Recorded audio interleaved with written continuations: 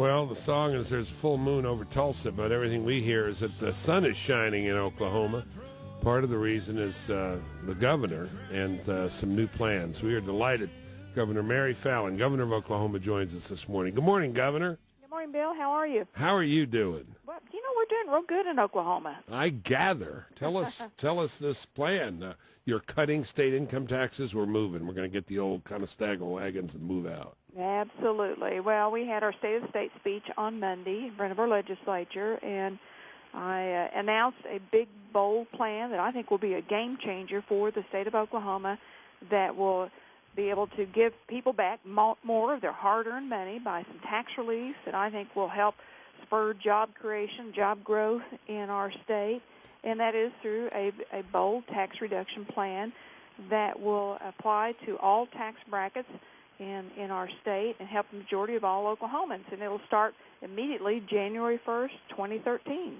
Tell us, you're simplifying, right? Fewer brackets, is that correct? Absolutely. We have 7 tax brackets in the state of Oklahoma right now, and our tax system kicks in at the first dollar that a person makes from $1 to $1,000 is when a half-cent sales tax kicks in, and then it escalates up 7 brackets from the earnings at that point. But we're going to reduce it from 7 tax brackets to 3 simpler, flatter tax brackets. And here's what we're going to do, Bill. For married couples, for an example, that are making $0 to $30,000 a year, they're going to pay no income tax whatsoever. So we're going to help the lower income, the poor. For a couple that is making between $30,000 to $70,000, they're now going to pay 2.25% instead of 5.25%. Big reduction. Wow, that's a big reduction, Governor. Exactly. And for those who are making $70,000 or more, they're going to make a flat 3.5%, which will be the top bracket immediately under this plan, and that's down from 5.25%. So that is what we hope to do January 1st. And then after that, we're building in our plan a growth trigger. So if our economy grows over 5%, which we've had some great growth lately, but it's a safety net basically, that if our economy grows more than 5%, we're going to cut our income tax 0.25% from there on. Wow. Until we hope to eliminate the income tax. Wow. But it's gradual, it's responsible, it allows a safety net if we have another economic downturn to help our citizens, and we don't plan on starving government. Right. And, of course, we're trying to help the working poor, and we're trying to help the middle income. Sure. We're talking to Mary Fallin, who's the governor of Oklahoma. Delighted to have you on the show. Did anything happen that enabled you to do this? This, as I know, has been a plan of yours for the time you were running, but were conditions conducive to this? Well, yes. We finally, for the first time in our state's history as of last year, have a conservative Republican House, a conservative Republican Senate, and for the first time, a conservative Republican governor all at once. All right, so it wasn't like a big oil gusher. It was like a big political gusher. It was a big political change in the state of Oklahoma. And last year, we were able to pass into law a hard cap on non-economic damages. We also eliminated joint several liability, several other lawsuit reform legislative bills that help us create a fairer business climate. We reformed our workers' compensation insurance premium system to help lower costs on workers' compensation. We also cut our income tax 0.25% last year, and the sky didn't fall out. And we did major education reform, major pension reform. We eliminated $6 billion off our unfunded liability of our pension systems last year. We had huge efforts to modernize and lower costs in spending in state government. So just the conditions of our state making us more competitive. We've seen double-digit revenue growth, and we have one of the lowest unemployment rates in the nation. And, of course, we think we're doing things that make us more business-friendly. So we think lowering our income tax, cutting waste in government spending, and further developing a stronger educated workforce is going to be the right recipe to be able to help us continue to create a better business atmosphere by lowering our taxes. Anything else last year you want to mention? May I mention a couple things? Absolutely. And maybe not necessarily in this category, but you beat the tar out of the University of Texas, and you beat Stanford, and Oklahoma State beat Stanford, and OU beat Texas. Absolutely. That helps, doesn't it?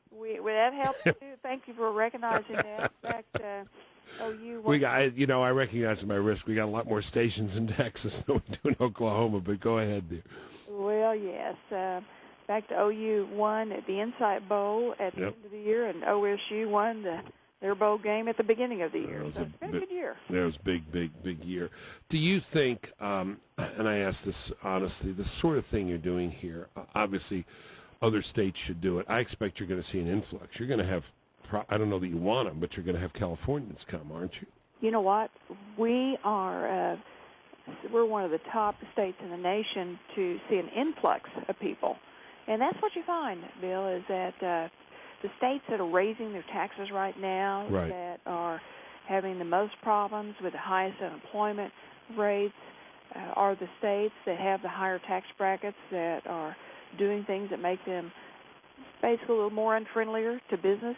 So we're trying to do the opposite of that. We already cut our income tax this past year by 0.25%. Yep. Now we're making the big, bold change on income taxes. We're doing the right things for business reform, education reform, and we are seeing people from California, from Florida even, which is another tax state, to Michigan, to some Texas, Kansas.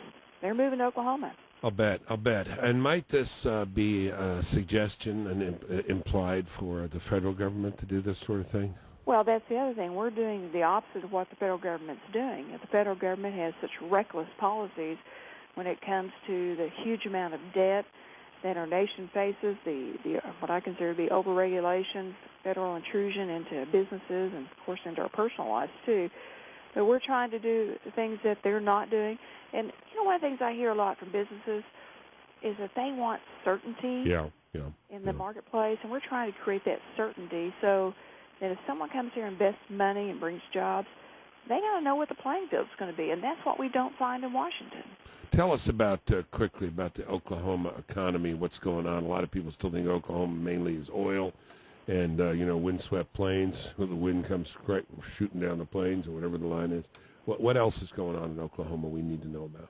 Well, the other thing you might find interesting is that you talked about Texas a minute ago.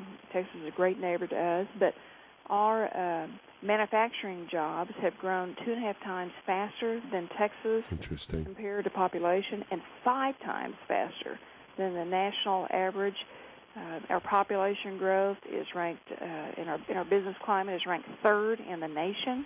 What's your unemployment rate? 6.1%. Yeah. And last year it got down to 5.6%.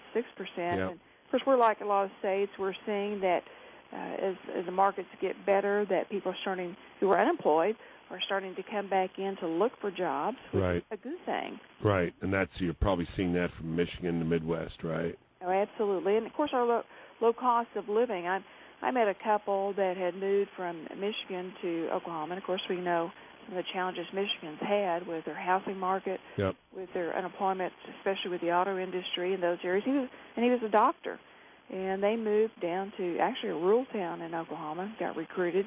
But he told me that their housing cost was half what it was in Michigan, and their property taxes were about 1/3 what they had been paying. And they just said, we just wanted a better business climate, a higher standard of living, and we found it right here. So we can do this. I mean, this is something that's in our hands, right? I mean, governors, state legislatures can do this and improve the conditions for everybody. That's what we must be doing. We're looking at what's going on around the world with other countries that are having economic problems, and it's important that we help make the United States, even if it's one state at a time, more competitive, so that we can not only compete among our states, but in a global economy.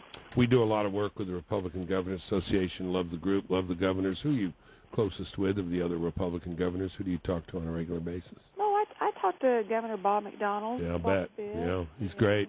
Bobby Jindal, Governor Bobby Jindal out of Louisiana, and I were in Congress together. Sure.